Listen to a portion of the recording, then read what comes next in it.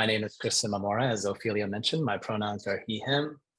Since she gave a short bio, I'll keep it short. I'll add a couple of more layers so that you all can get to know me as a fuller human being.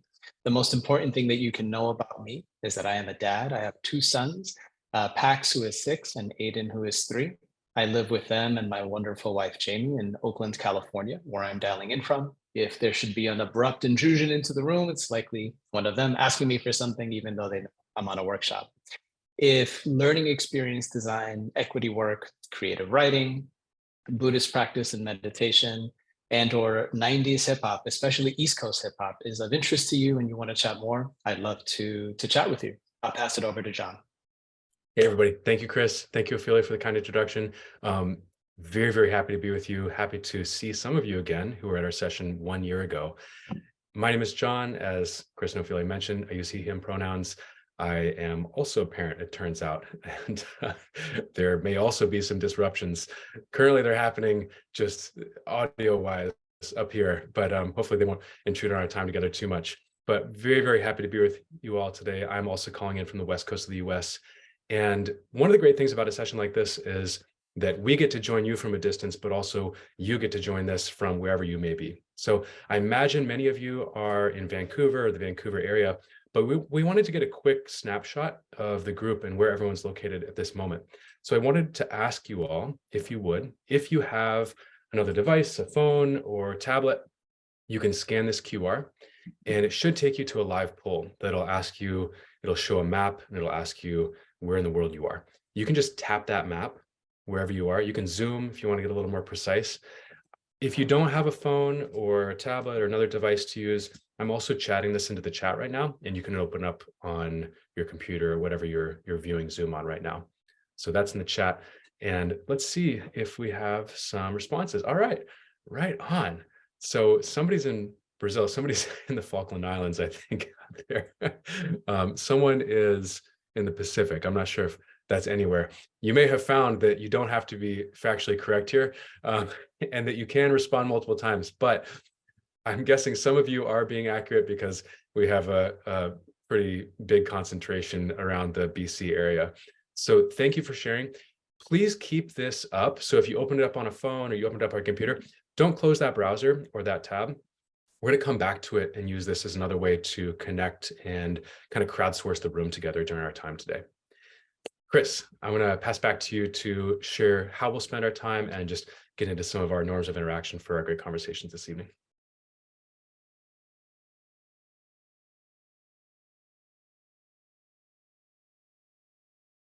And Chris, sorry, I thought you were muted yourself.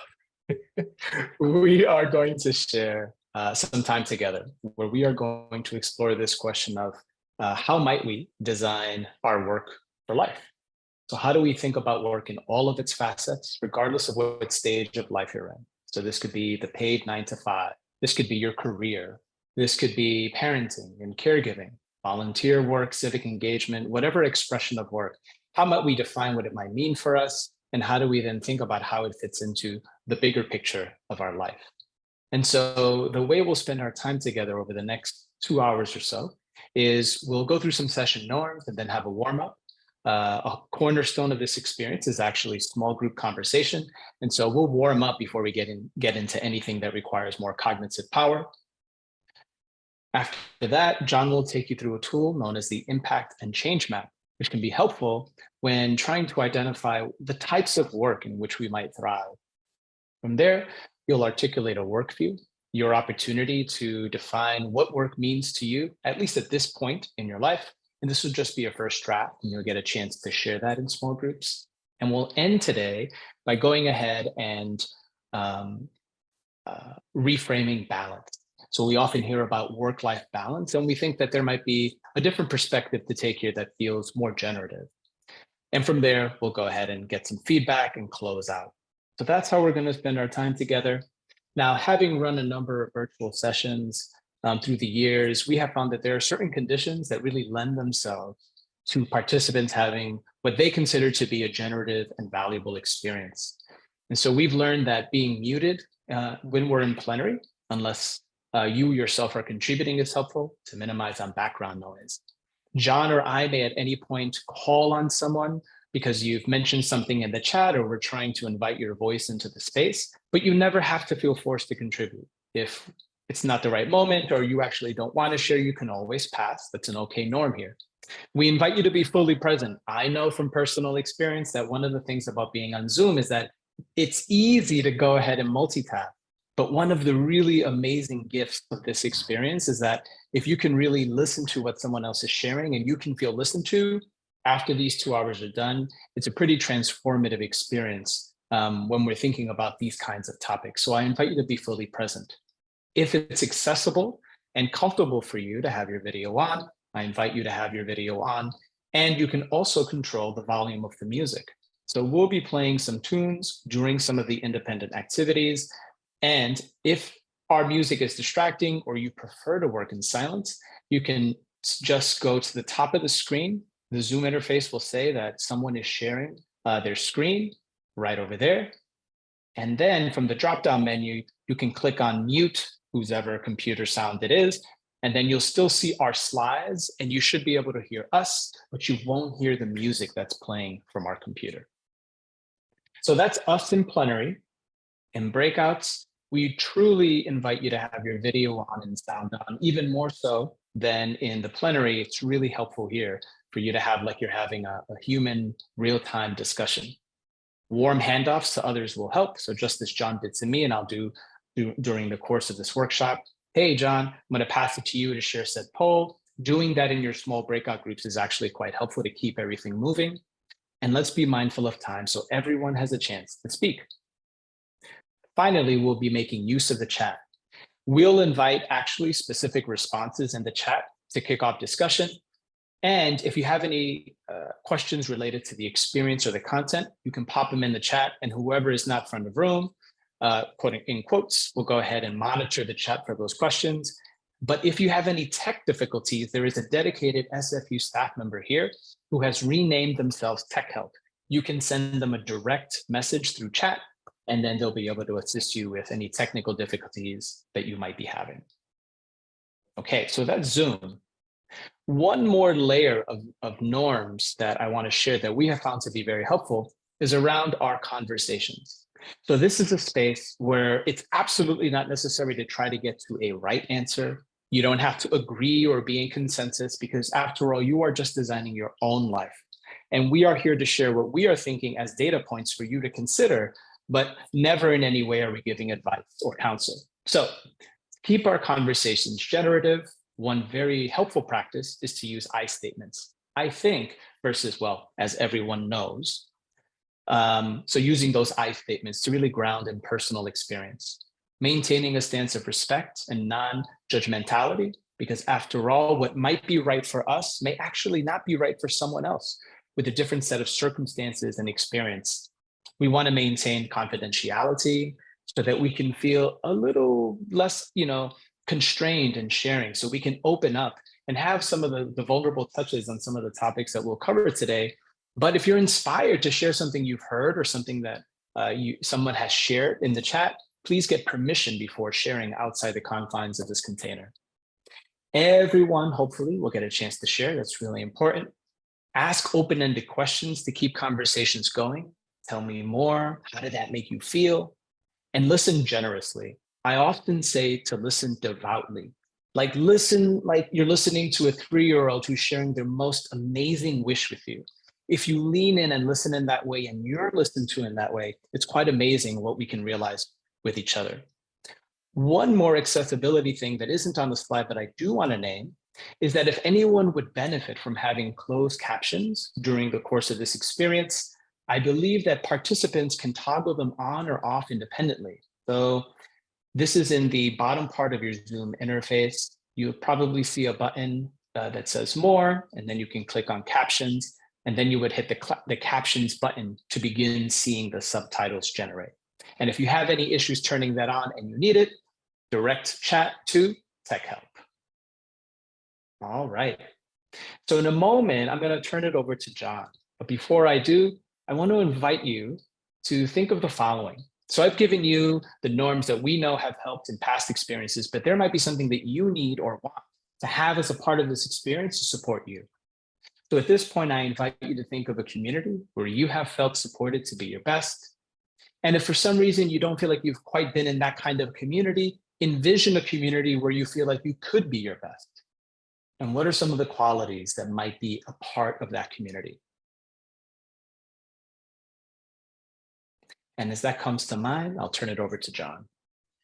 So same spot should auto refresh. I'll check on my end that it has. Let me know if it doesn't, Chris. But you'll be prompted with a poll, and I'd like to ask you in a word to share a norm from one of those communities that you brought to mind.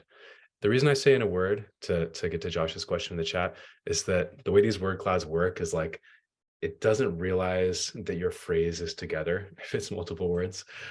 So if you can capture it in a word, things like respect, supportive, accepting, non-judgmental. Somebody used the hyphen there. All right, I got that. You kept it to one word as far as the word cloud knows. And what we see here, the larger something is, the more people have responded with that term. So just pause for a moment. I will also try to chat that back in case anyone lost it in the meantime. But yeah, please do share in a word a norm or quality that would support you in engaging this evening. This is so dope. I love seeing this. This makes me happy. I'm like, all right, I'm good. I'm good for the night. I can call it a day and feel fulfilled. So appreciate you all. And Chris, maybe you can lead us into our first breakout conversation.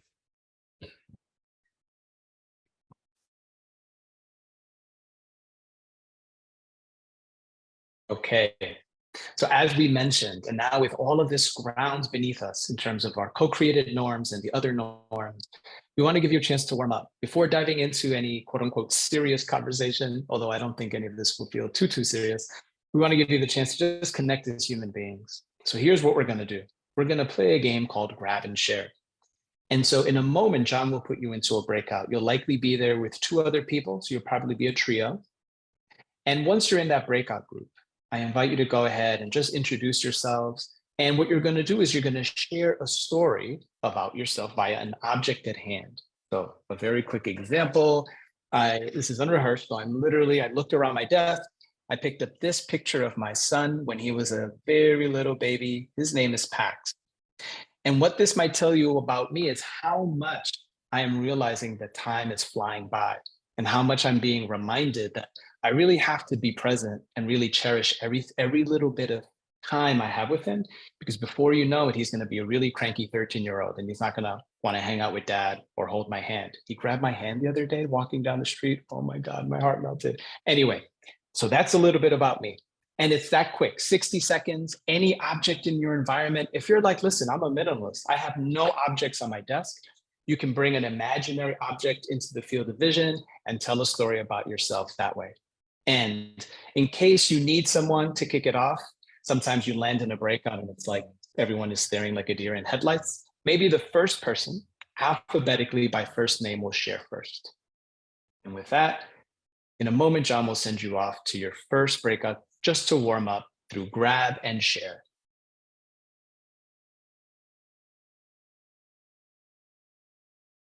But we want to jump back into our session and begin with our first bit of true content for this evening. And I just want to note too, so again and again in sessions like this, we get the feedback that the most valuable piece is connecting with one another, with other participants on the call. So we will return to this group and we'll also have an opportunity to meet other people on the call. We'll be emphasizing that this evening, again, because that's feedback that we continue to get of that being a really valuable part of the conversation, the interaction. For right now, though, I want to jump into our first tool for this evening. So we titled today's session, Designing Your Work for Life. And one of the things that often comes up when we think about designing our work is questions of fit.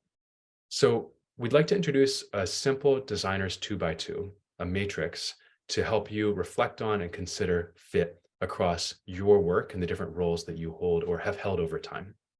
So we're going to do this by considering the point of impact that different roles have as it relates to people or consumers.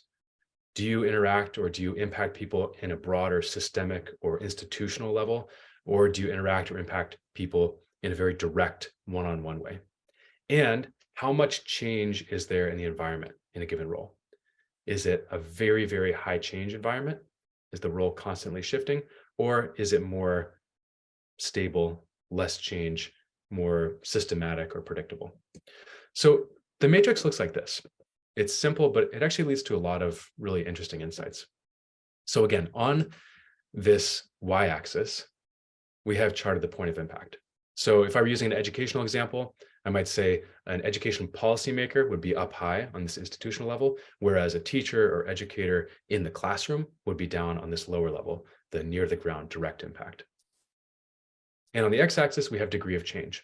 How much change or predictability is there in the role and in the environment?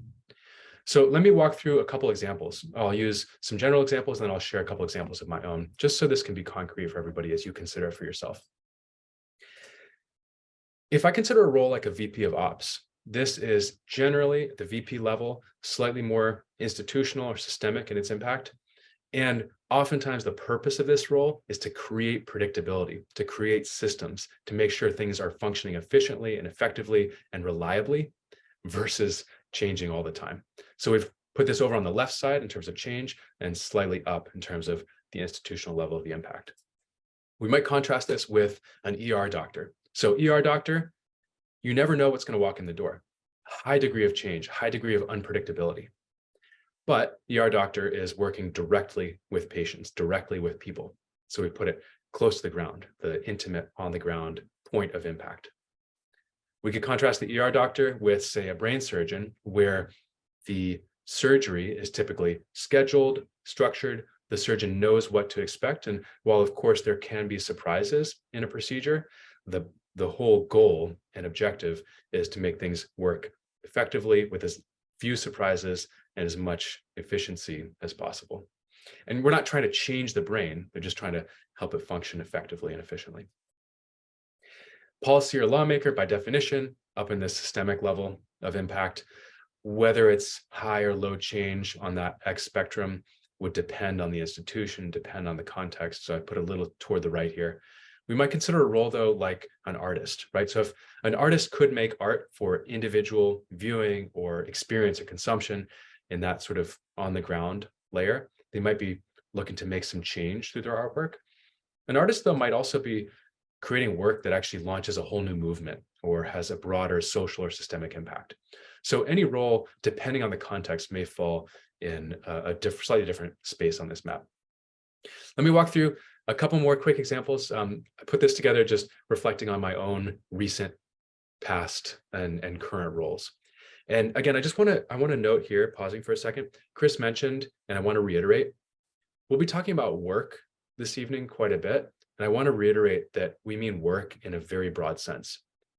Work might be paid. It might be your job that you're paid for. It might be volunteer work. It might be your studies. It might be an encore career if you're retired. So let's consider work very broadly and not limit it to paid roles. I can tell you that my work as a parent is harder than all the other things that I'm doing, probably combined.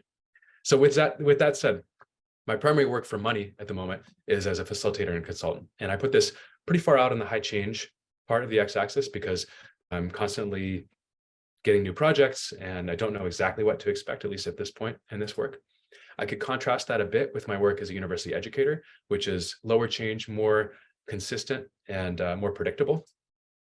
Done some work as a coach, kind of career coach or professional coach that was closer to the ground, working directly with individuals and lower change, much more consistency and predictability. You'll note that in my example, I've added some smiley or in the coach case, neutral faces. So we'll invite you also to include an emotional valence as you chart different roles and responsibilities on your own map. Graduate student, another somewhat recent role, although getting more distant, big frowny face there, but closer to the ground and kind of midpoint in terms of change. Parent, I mentioned this, super high change, constantly shifting, very unpredictable and very close to the ground. I'll also invite you to consider for any role, what are some of the different responsibilities within it? So if I just kind of double click on the university educator role here, I can parse out trainings run for other educators, which I would say are higher change, more institutional level impact, teaching, lower change, and things like office hours, one-on-ones with students, more intimate, closely ground. So I'll invite you as well, as you think about these different roles, to consider what are the different responsibilities within them and how do those land. So I think for now, enough of my examples, enough of my talking. I'd like to take the time to invite you to reflect on this for yourself. So here's what we'll do. I'll ask you to consider, what are some of the roles that you have today and that you've had throughout your life? Again, we're orienting this session generally toward work, but we're considering work in a very broad sense. But as you saw, I included parenting on here. So really not limiting ourselves to paid labor. Locating these roles on the map. If a role has multiple responsibilities and these have different locations, I would encourage you to consider those as well, because I can give some additional texture to the reflection. Invite you to add your emotional valence, your level of satisfaction with these different roles. And then just consider, what do you notice? What insights does this raise? And are there other variables that matter to you as you assess fit? So I'm going to pause here. As Chris mentioned, we're going to play some music throughout the session this evening. You can mute it, you can turn it down. I've made it so that you all can't talk in here right now because people were like accidentally hopping off mute before. We'll disable that in a bit. But for right now, we'll respond to questions in the chat, and we'll invite you to take a few minutes to draw this out on a piece of paper and go ahead and reflect on your own roles and how those land in terms of these points of impact and degree of change.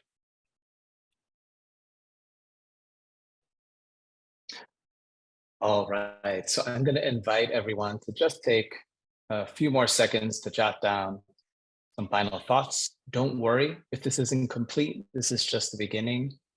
Erica, I see a wonderful question in the chat around whether one might think about fiction author as high change or low change.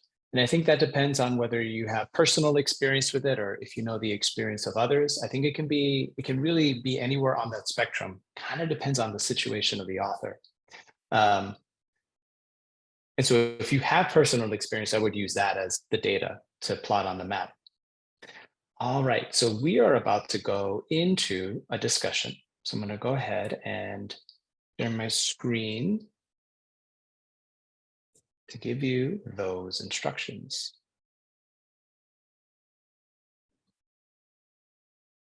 Oh, sorry. Let me exit out. Here we go.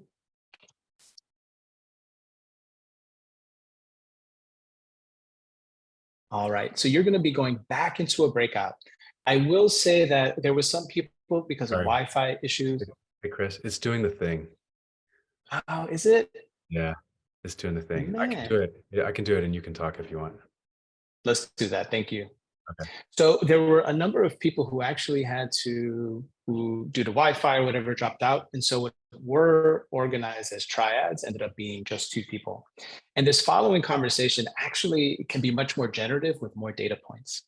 So if you were in a group of 2, John will likely go ahead and put you into a group with another 2. You'll be a group of 4. So that would mean just slightly less time to go ahead and share. And what you're going to do in this breakout is just have a very quick discussion. It's going to be a 15-minute round.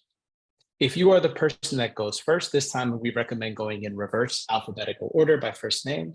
Just share your map and what insights came up for you.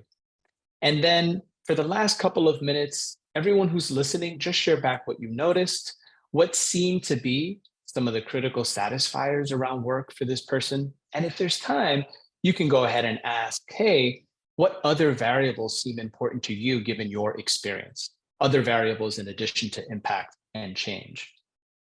And then you'll go ahead and go on to the next person and you'll repeat until everyone has had a chance to go. If you're in a group of 3, that will be about 5 minutes each. But if you're in a group of 4, it'll be more like 3.5 to 4 minutes each. And then based upon what comes up in your conversations, we'll come back all together and have a full group conversation before moving on to work views. All right, I hope you have a wonderful conversation. Brief, after we've had an opportunity to actually engage with the tool and then be in conversation with others to see what their experience with the tool has been like. So that's what we're going to do here. And one way we do this is to actually initiate some reflection through the chat first. This allows people to gather their thoughts, And then we can actually see what's alive for other people in this proverbial room.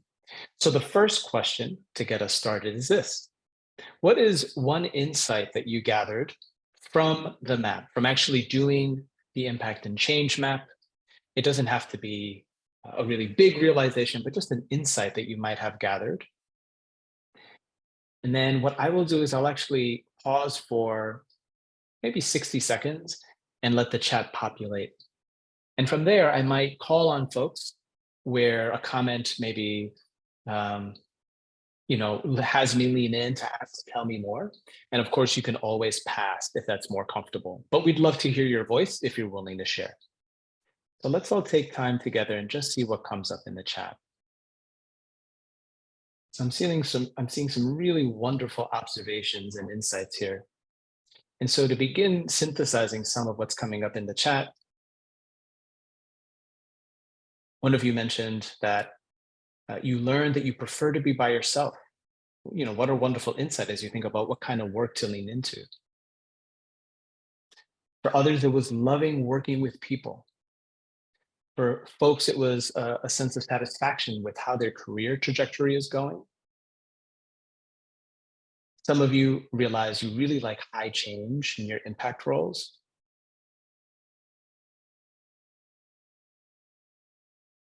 Hey, Chris, if I may, one thing I Yeah, wanted to add on, just because I either didn't mention it or maybe didn't emphasize it as much as I might like to. If it wasn't clear from my examples, the low, like down low on the y-axis, doesn't mean little impact, but rather direct impact. And so I just point that out because I think I certainly find that a lot of the environments and kind of like social contexts that I've worked within or lived in, there's a bias towards top right. And I really don't think that there's a best place on this map in any way. I definitely think personally, not only do I prefer those more direct points of impact, I actually think that the work I've done in those direct impact roles has been more impactful. It just happens to be a different point. So I just wanted to add that since I neglected to before.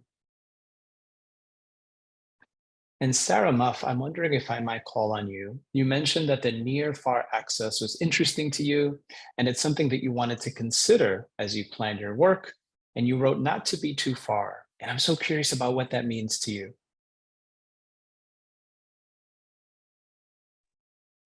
So if you're willing to share, I invite you to unmute, and you can also unmute to pass.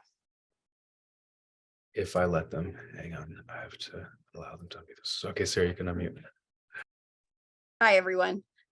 So yeah, it was lovely to be able to reflect in the group. So my job is shifting, and one of the things I noticed as I was doing the exercise is some of the new work that I'm taking on is moving me to the far spectrum of the axis. And I felt like a lot of the work that a lot of the tasks or projects that I enjoy doing were very low down on the near axis. So they're very at the top of the near axis.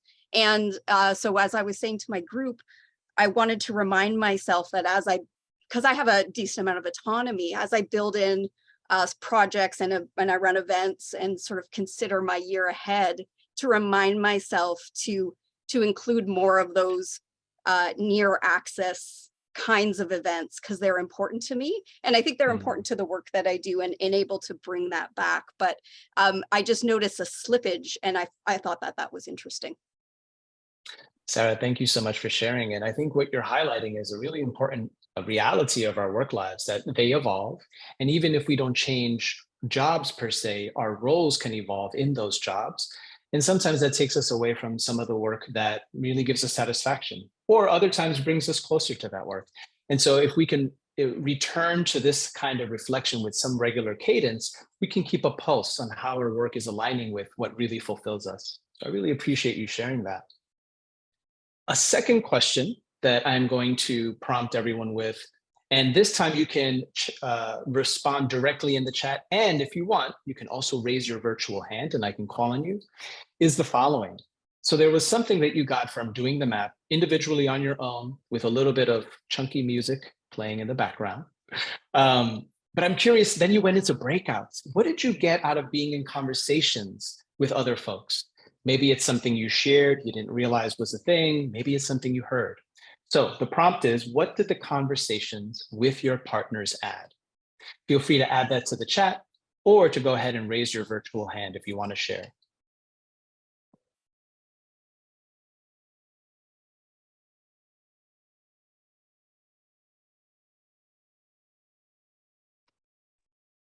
Hi, I guess I'll share that I really appreciated the other people sharing some of the variables that contributed to their map. And so it was some things that I hadn't thought of myself, but that are really important in considering. So I really appreciated hearing that from them. Mm. And it sounds like, Emily, when you say the variables that other people were considering, if you might actually give us a little more color on that so we know what you mean by variables. Well, I hadn't picked up on that in the intro, but so they brought to mind, the degree of autonomy or control that you might have in your work, things like monetary benefit, creativity, passion, the degree of authenticity that you can show up in your work with. And so these were things that I like really resonated with me and want to map out in smiley faces and unhappy faces too. Yeah, thank you so much for sharing that. I really appreciate you giving a little more detail because the change impact map is just one lens through which to look at roles and how they align with you.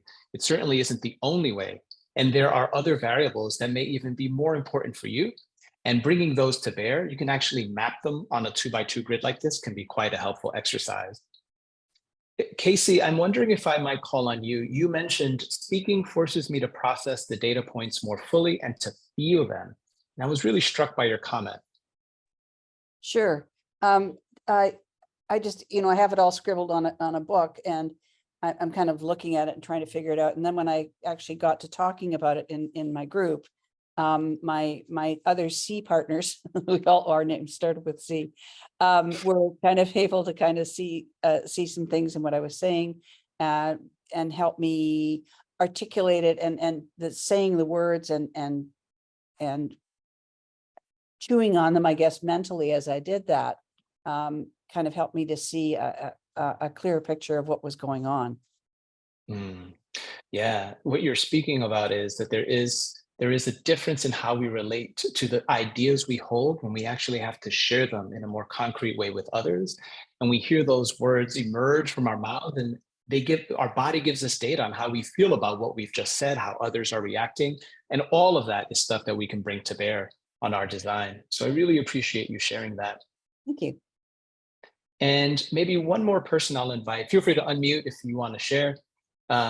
Sarah, you mentioned that your breakout partners noticed nuance that you hadn't yet read in your own map and that it was helpful. I'm wondering if you might share an example, if you want, of what it is that you noticed, but only after you were in breakouts. You know what? As soon as I wrote that, I forgot what the brilliant perception was.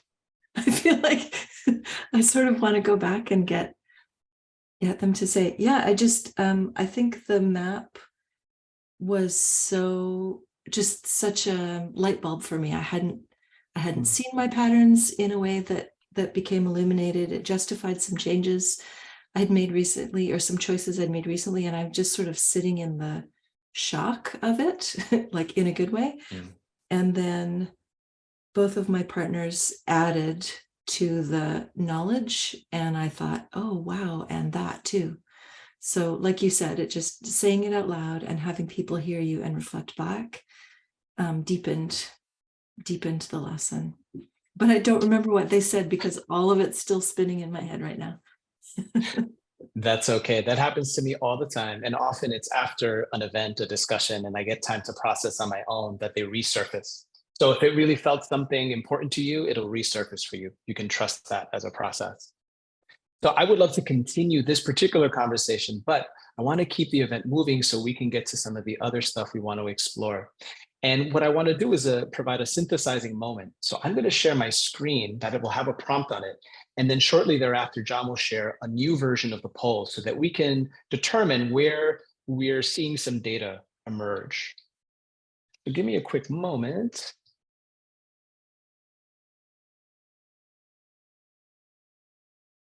All right. Oops. And so the question is, where does your current role fall in terms of this map? So if you don't have a current role, maybe your most recent role, you don't have to name it. And John will show the results of this. You'll be able to actually tap your screen and determine where your current role falls. And then after this, we'll talk about what your ideal role might be.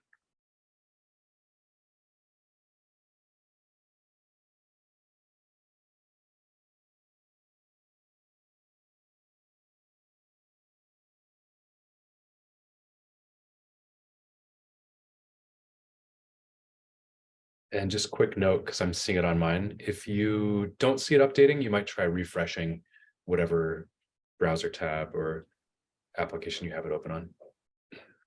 But it looks like a lot of people are having success here. Mm-hmm. One thing I'll note is the distribution. And so you'll see this in the takeaways very quickly, but there is no better place to be on this map.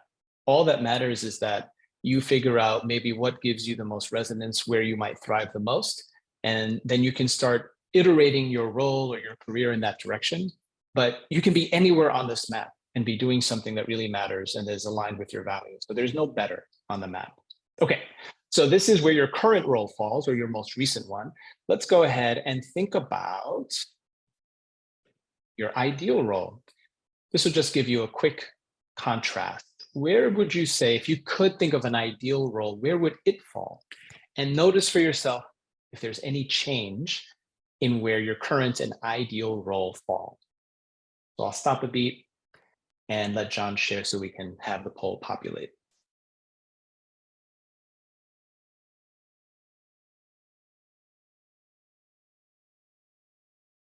I find this to be fascinating. The distribution is so different. And the collective distribution shifting also lets me know that for some of you, there's a little bit of a space between your current role and ideal role. That doesn't mean anything is wrong, but it is an opportunity for you to think about, how might I design some iterative changes that maybe get closer to where I want to be? So an interesting question to ponder. All right, so what I'd like to do now is close this out for us with some takeaways.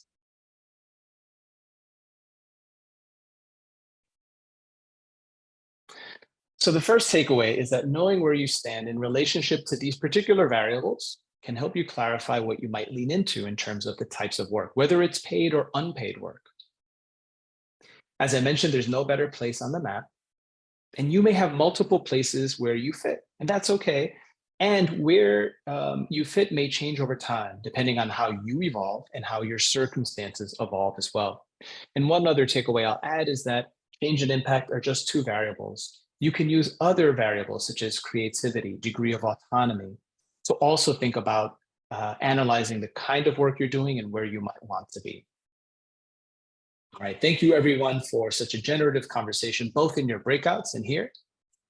And what I'd like to do now is use some of what came up for you to think about. Do you want to do a coconut stretch now? Yeah, sorry, I just used my co-host authorities. Let's do it. I'm just feeling it. I've never sit this long. I hope everyone will bear with us and humor us. So just to give you a heads up, we're going to do another activity, individual written reflection, and then we're going to leave time for a break, bio break, etc. But I'm feeling like I've been sitting for a minute. So we want to invite you to do the coconut stretch. You're welcome to stay on camera. You don't have to. I'm, I guess, one of the people leading the session, so I have to. Coconut stretch, simple. You spell out coconut. And so I would invite you to stand up, whether you have your camera off or on, and we're going to actually just spell it out. And so we'll start with a C, bending over to whichever way you want to view your C from. O, up to the middle, a backwards C, or perhaps C viewed from the other side. O, my N is going to be a forward bend. I'm going to touch my toes. And my U is going to be back bend. That's within my range of motion. I'm damaging it. I'm known to misspell coconut, but I think T comes next.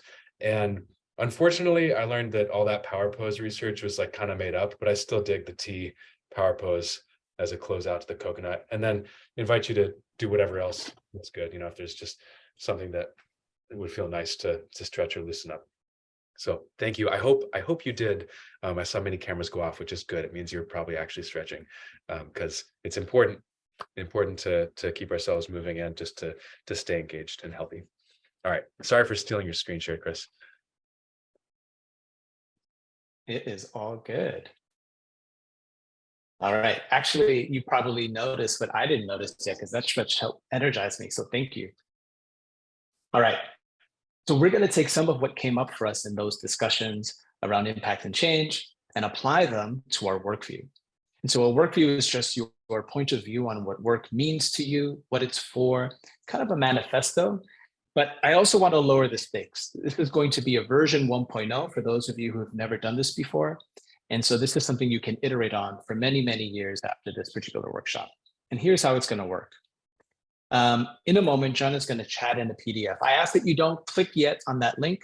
Stay here with me because you'll have plenty of time to engage with that PDF.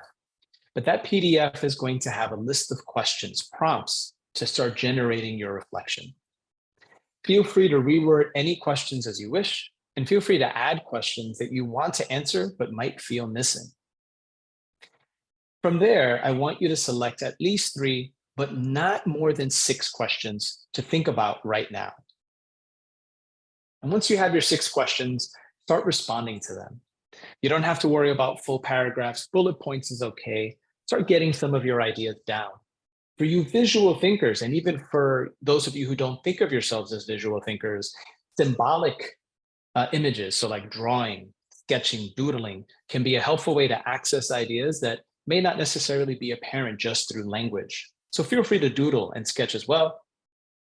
And then when you get to a place where you've generated some material, I want you to look over what you've generated, underlining or noting the 3 most important ideas to you. And that's where you're going to use to write a short summary statement. This will be your work view draft version 1.0. And you'll have about 10 minutes for this activity. And one quick note, that the prompts included in the PDF themselves signal a point of view. If that point of view doesn't align with your own point of view, for any reason, feel free to just rework this and make it your own. What you're trying to do is, in about 10 minutes, is to draft a short manifesto of what work means to you. And that's all that matters. So with that said, I'm going to start the clock on my end. We are going to attempt to give you music one more time. Should that fail, then that's destiny telling us we're fated not to share music. And in that case, I'm going to ask you to host yourself. Feel free to mute and play whatever music you find generative on your own device or computer. And I'll chime in at 5 minutes and at 2 minutes so that everyone can pace themselves appropriately.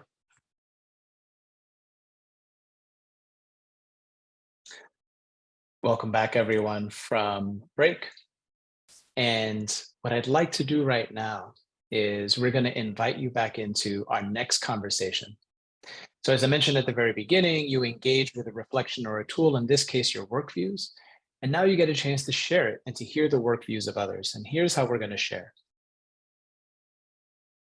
In your same breakouts, ideally, we'll see if anyone drops because of Wi-Fi, then there might be some reconfiguration. The first person to go ahead and read your work view out loud with no on-ramping. And the reason we don't want you to qualify it by saying, it's not that good, or apologizing in any way is for the very reasons that came up in the debrief before. If you can really own something and make it a part of you as you share it, you're going to get some sensations, some emotions come up. And that's really great data for you to consider. In addition, we want you to really be one with what you're sharing, because the listeners are going to be looking for the following things. Where do you feel energized or seem energized? Where do you seem to be reading with most conviction? And in addition to that, listeners, I'd love for you to reflect back what you think the key principles are in that person's workview as you heard it. So after the person is gone and gotten some generative feedback, you go to the next person and rotate until everyone is done. If you're in a group of 3, that'll be about 4 minutes each. If you happen to be in a group of 4, due to combining of groups, then that might be a little bit less. Okay, so remember, share your work views without apologizing or on-ramping, and I hope you enjoy this particular discussion. I'm gonna ask if you are not currently sharing to just go ahead and mute to decrease background noise. And if we've interrupted any conversations, we're so sorry. We know sometimes that often happens with this particular topic. But much like the last debrief, we're going to keep the same rhythm. And I'm going to invite everyone to respond to the following prompt in the chat first, and then we'll use that as a jumping off point for discussion. What was it like to reflect on and to write about your views of work? What was it like to get that down on paper? We'll start there and we'll talk about what it was like to share in a moment. But what was it like to write it down, think about it? For Sandy, it felt validating. Sandy, I might circle back, and I'm curious what you mean by that. For Megan, she had more thoughts than she thought she would. Refreshing and rejuvenating. A wow from Joanne. Yeah, writing it down felt exciting and risk-taking. Sharing it felt powerful. I think actually, Joelle, and if I'm mispronouncing your name, don't hesitate to correct me. I want to know how to pronounce your name. Joelle, I'm wondering if I might invite you into the space just to let us know what felt exciting and what felt risky about thinking about it and writing it down. Thank you so much, Chris. I'm going to jump in. Thanks for calling on me to share. What felt exciting and risk-taking about writing it down is that I'm a writer. It's a huge part of my practice personally, but also in my world and sharing with people and connecting professionally. So to actually write it down on paper with a pen and seeing it in front of me is like, no, it doesn't get to just exist in here anymore. It has a voice. It's exciting to see it. It's risk-taking because it now exists outside of me. Sharing it with the group is powerful because now not only does it exist outside of me, but then it takes life. And when it's connected with other people, that is where I thrive. And that's where ideas grow. And it's that's where the empowerment lies for me.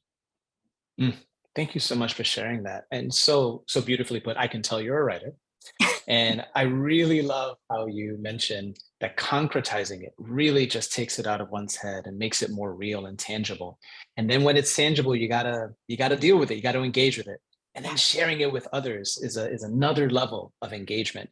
It allows you to really process those same ideas through a different lens. So thank you so much for sharing that and being willing to put that in the chat.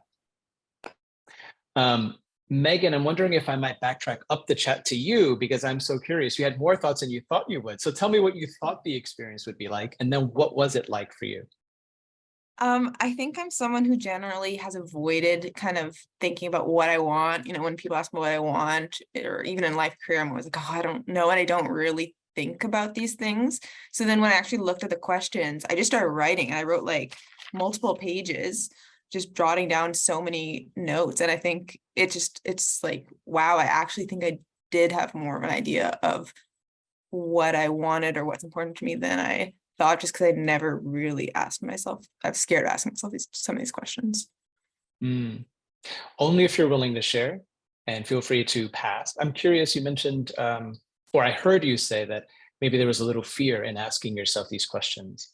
If you said that, if I'm right, then if you wouldn't share with us what felt a little scary about exploring those questions. And if I'm wrong, then maybe let us know why you haven't turned your attention to those questions before.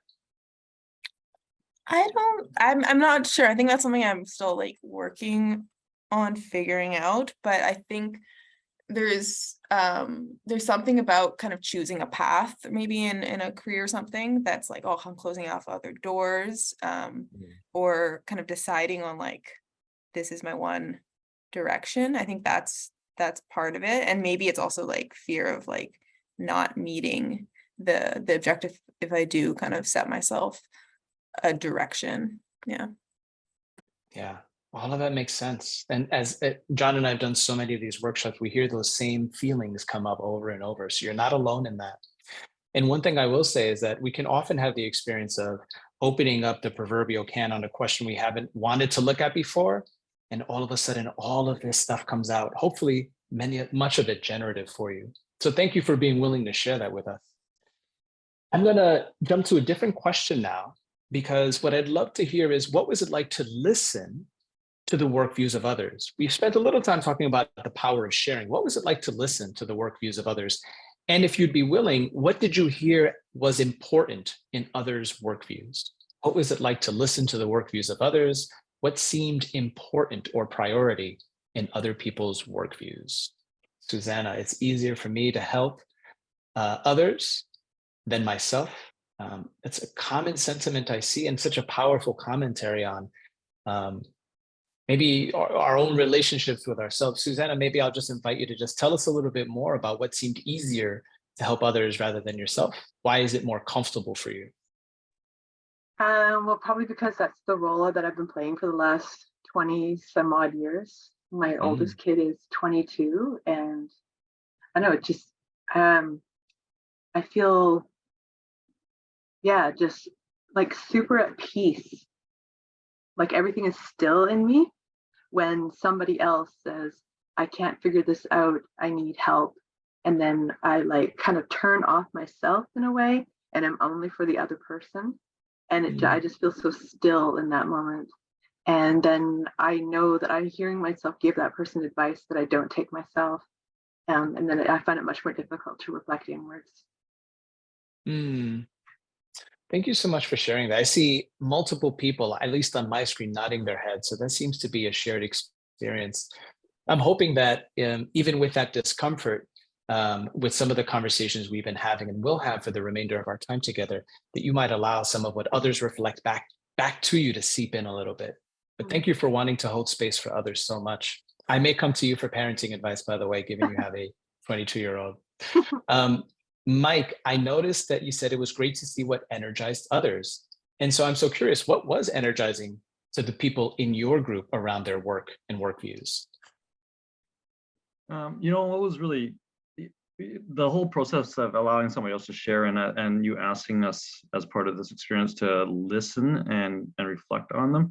It's great to see when their eyes light up and their body posture, their head goes up, and then to reflect that back to them and see them nodding. It's really affirmative, I think, as part of this experience in the workshop, to see others kind of gaining that kind of acknowledgement, even for themselves. So I quite enjoyed that.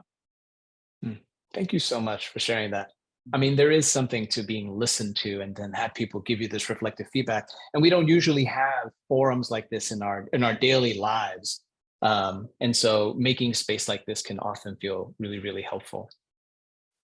John, before I move on to our next idea, I did want to just I just want to take a pause and see, is there anything in the chat that you see that you feel like we really should give voice to, but that I've missed before we move on? I don't think you've missed it. This is just classic with this thing. I'm like, but I want to hear from John, but I want to hear from Sarah, but I want to hear from Sandy, but I want to hear from Brittany, because everything they said was so beautiful. So I don't see something that I'm like, no, hold the phones, Chris. But everything is that way. Okay. I would encourage everyone here to really harvest the chat, go through it, see what's there. You might have people thinking about the same questions, curious about the same kinds of things in terms of work that you might be able to connect with after this particular workshop. So what I'd like to do right now is share one more idea as you think about work and what it means to you before we go on to our next poll. And so this idea is what motivates us at work. And the author, Daniel Pink, did a fair amount of research into this question in his book, Drive. And I think the framework from this particular book can be quite helpful. So when we take pay off the table, meaning we feel like we're being compensated fairly, and the work that we do isn't repetitious or rote, once we get to work where maybe it feels a bit more complex and we can bring our ideas to it, it turns out that more money isn't necessarily more motivating. And what is motivating is when one feels a sense of mastery, autonomy, and purpose. So again, this is not that being fairly compensated is not important, but once you feel that, it's these three lenses can be quite helpful in thinking about how to design your work, at least in this case, in a professional context. Mastery refers to one's sense that they are working on a craft that they can get better on, and so good at that they feel like there's real competency in the domain. Autonomy refers to whether one feels like they have some say, a lot of say, in what they work on and how they work on it. And then purpose is about feeling like the work that you're doing is connected to some bigger objective that you feel aligned to. Sometimes that's just the company objective. And sometimes that's something beyond that. Maybe you're doing a political campaign or something like that. So as you think about your work view, that can be one compass as you think about work. And then another lens is this mastery, autonomy, and purpose lens. Feel free to play around and use both. And so at this point, John is going to launch a new poll, and we'll begin synthesizing this particular section. So in a word, why do you work?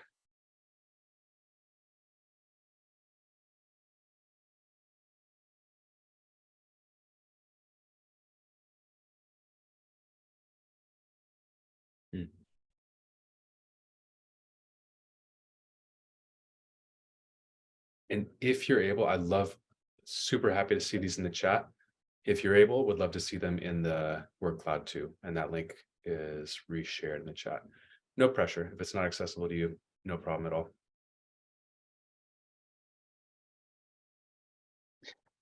And one thing I'll call out just from the word cloud itself is how different everyone's why is.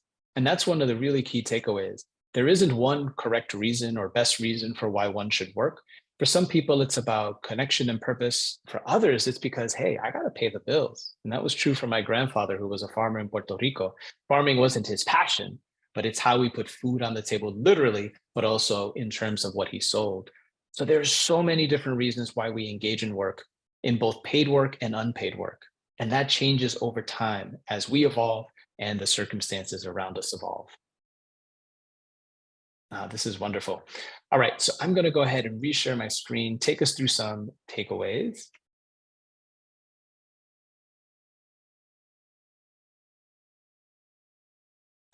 And so articulating what matters to you in terms of work can help you make decisions and then craft work that meets those needs. Again, this is not about waving a magic wand and having your perfect job, but it's about now knowing what your compass is, making little iterative changes over time. Listening to others' perspectives is so helpful, not just because you're holding space for them, but because it can help you clarify your own theory of work. And this is just a part of a compass to help you define your own true north as you figure out where to sort of align your design. Okay, so with that, I'm going to turn it over to John, who will take us through our final piece of material for tonight. And, you know, I didn't put a poll in here for this, but I wonder if we need another stretch or if we're good. Technically, we're at the coconut stretch point. I just inserted it again earlier. Thoughts, Chris, anyone? Hop off mute. Okay, we got a thumbs up for coconut stretch. Or we could spell out something else. Maybe if I can get another word in the chat, a fruit, or is a coconut a fruit? I don't know what it is. Another thing from a tree. YMCA. Rum. I like that. Okay, rum as a fruit. YMCA. Chris, you sing. I'll do the motions. Okay. And if everyone can put on roller skates right now, that's my association with oh man, my ceiling here is too low. So no, seriously, wherever you are, YMCA. And somebody needs spandex. This is fantastic. Yeah, honestly, just do your thing. Whatever would help you feel energized, stretched out, etc. We also talked, Chris and I, earlier about making a bad dad joke to enable the transition to the next topic. So in that vein, I would invite you to take a balance pose, you know, whether that's like some kind of yoga thing, tree pose, balance pose. Okay. I feel a little better. Thank you all for that. Dad jokes are the best jokes, says someone who must not live with a dad. No, just kidding. All right. So thank you all. Hope that you were energized by that like I was. I want to give you a quick preview before I kind of get back into the sharing portion. So we advertised till 8. We will finish by 8. We're going to do one more reflection from a different angle, this one on a new angle, a different angle on how we might consider balance. And then we'll have a short breakout conversation. This will be in a pair. Then we'll close out. We'll invite your feedback. If for some reason you got to run before 8 o'clock and close the session, I think Ophelia mentioned this at the top of the hour, the previous hour. Please do share your feedback if you got a roll before, but we'll also share a link and a QR for that at the end. Okay, with that quick housekeeping note, I want to make my quick dad joke transition. So we just struck a balance pose. And this is because oftentimes in the context of designing our work for life, this question of balance, and in particular, work-life balance, comes to the forefront. And I will speak for myself. I've heard this idea a lot, like work-life balance, finding the balance. And in a certain way, if we frame the question in that way of balancing work and life, and we literally think of it as a balance, it's a zero-sum game. If one goes up, the other must go down. And so we could think instead, hey, what's another frame for this question of balance that might allow for more solutions or more ways to find balance and to thrive in our lives? So we'd like to introduce one and invite you to reflect on it. Work, yes, let's consider work. And let's continue to consider work in a very broad sense of the term. Your work may be your job that you're paid for. Your work may be many, many other things for which you're not compensated in money. What about play, though, also? What if we consider play as another element of our lives to include in a portfolio of balance? Love. And by that, we mean relationships, people in our lives who we care and care for us, and really meaningful connections. And health. By health, we mean physical health, mental health, emotional health, spiritual health, any number of ways that this term can apply broadly to you and your life, and what for you would include a thriving and healthy life. So I invite you to consider balance through these lenses. And as before, just like Chris mentioned with the work view, you don't need to limit yourself to these 4 things. If there's something else in particular that comes to mind that you feel would really add to your well-being, to your balance, by all means, please do include that. This is just one frame. So what we're going to invite you to do is, once again, super simply on a sheet of paper or whatever you're using to note or sketch, we'll invite you to mark these in the form of gauges. So you see this dashboard on the bottom right here: work, play, love, and health. And if you want to add any components to your balance portfolio, please do. And then simply, visually, non-judgmentally, how full do you feel each of these elements is for you at this moment? It's like a snapshot in time. So marking where you feel you are in each of these elements, and then just jotting down, noticing what's working really well, what's not working so well, and where's an area that you might like to focus. You might star that on one of these components you'd like to focus on, make some incremental change or improvement. And then finally, is there some small incremental change or action that you could take in the next week that could help add some fullness to one of these elements? So Chris is going to take us through a personal example, because as before, I think these are always a little more tangible when we see some examples. So Chris, if you would, go ahead and do that now. Megan, I saw your question in the chat. Hopefully I will address it as we go through this example. So this was a real assessment I did in terms of how satisfied I am with my level of balance. I did this 2 days ago, so it's fresh. In terms of work, I love my work and I love the people I work with. Honestly, I just wish it paid more, especially since I live in the Bay Area. So my gauge is not full the whole way in terms of satisfaction. I'm not currently allocating a lot of time, if any, if I'm being honest, in my week for fun, joyful activities. This seems to be a pain point with other busy dads that I know. And so I'm just noticing that my fuel gauge here is about half. In terms of love, this is cliche and very true. I feel like the luckiest dad and husband in the world. However, I'm not seeing a lot of my friends very often. So there's an opportunity there for me to feel more satisfied in terms of the love gauge. And on the health front, I'm experiencing lots of challenges here. And that said, I also have the most amazing strength coaches. And something about my practice with them is helping me to mitigate some of the other challenges I'm going through. And so that actually feels fuller than I might have imagined. And so looking at this and noticing without judgment, what I want to work on is probably this area of play. And Megan, to your question, the objective here is not to be living the best life where every single gauge is full. It's much more like a portfolio. And so you can decide, how satisfied do you want to be in any particular area at any stage in life? So for example, it would probably be unfair to say that, my level of play is going to be at the maximal given how much responsibility I have with my kids. But once they're a bit older and they are more independent, I suspect I'll be able to go back to some of my hobbies that I used to partake in with much more frequency. And then once I notice where is the area that I can have an impact, that's when I start thinking about incremental changes.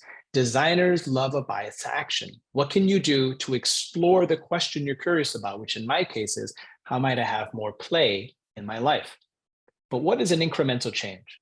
In our context, it is about doing something that is accessible to you and something you can do in the next day or week at the latest for little to no cost, right? Because what you want to do is to learn from that action. You're not trying to do something to get something right.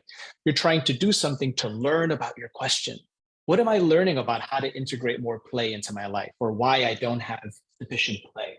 So you want to set the bar low and you want to clear it.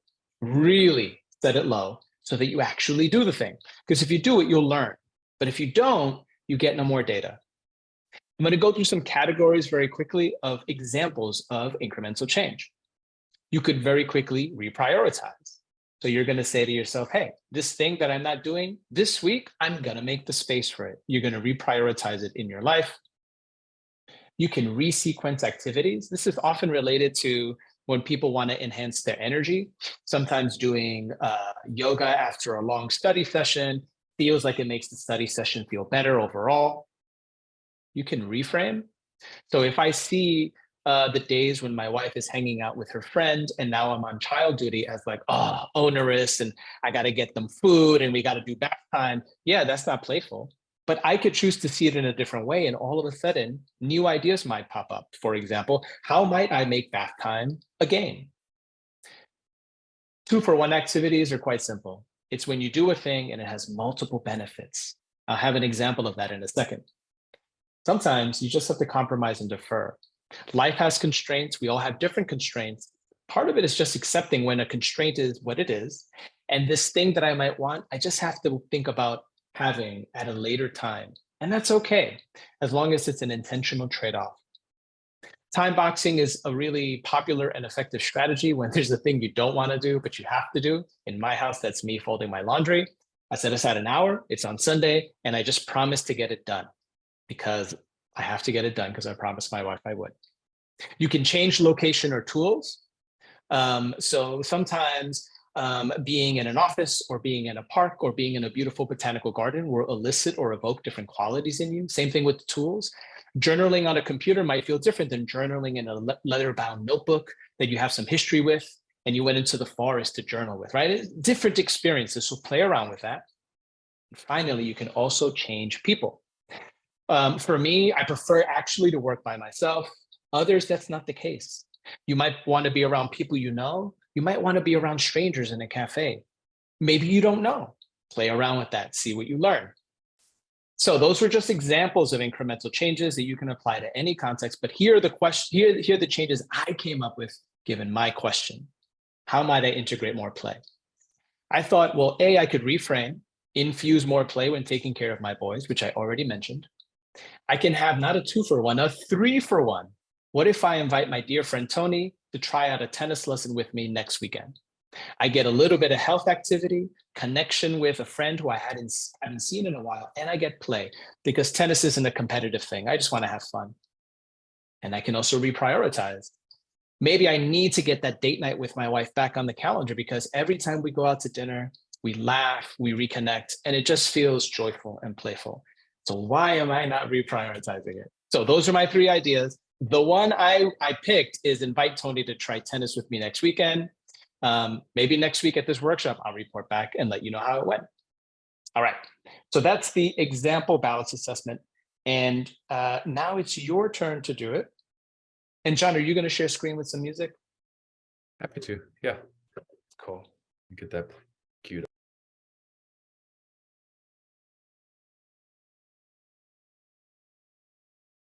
So remember, as you do this, it's not about maximizing everything. Just pick a place where you want to have some impact. And what's one small iterative change that you could make in the course of the next week? Apologies if that felt a little quick. We do want to be mindful of your time. So here's what's going to happen. You're going to have one final conversation. You're going to have it with a brand new, hopefully brand new partner in pairs. And this is because we often hear, hey, we loved having consistent groups and we want to meet more people. So this is your opportunity. Do some quick intros when you land, and then share your balance assessment and any ideas that you came up with for incremental changes to try and see what you learn. And then if you're the listener, just reflect back what you notice. And if you have other ideas for them, feel free to share and then switch. This will be a quick round, about 5 minutes. I'm sure that, as often happens, we cut off some really wonderful conversations. And I hope that it was a nice chance in that short breakout to connect or possibly reconnect with somebody else on the call. So I promised, I gave you my word, I'm on recording even, that we're going to close on time. So I want to just very, very quickly invite in the chat for folks to share an action. What will you do this week that came out of, in particular, this balance assessment, but also if there's anything else over the course of our time together that really surfaced for you as important? I would invite you to share that, please, in the chat. And I'll take a moment, I'll pause a beat, as Chris says, to see those come in. So as has been the case throughout this evening, really encourage you all. I know it's coming in fast right now. We are trying to save the chat, and certainly invite you to look back at these ideas and these comments, because there's a lot of really wonderful wisdom in here. Okay, and then not to like mix the multimedia too much, but somebody already preempted. That's so cool. All right, well, I'm glad whoever saw this come up, because I had made this one live before, so somebody's like waiting and looking. Would love for folks to share in a word summing up your experience today. So thank you for the folks who have already added it. Should refresh for you automatically on that same poll. And as before, the larger a word is, the more people have responded with that same term. And someone noticed here, you can do emojis. I've done this with only emojis, and it's really, really cool too.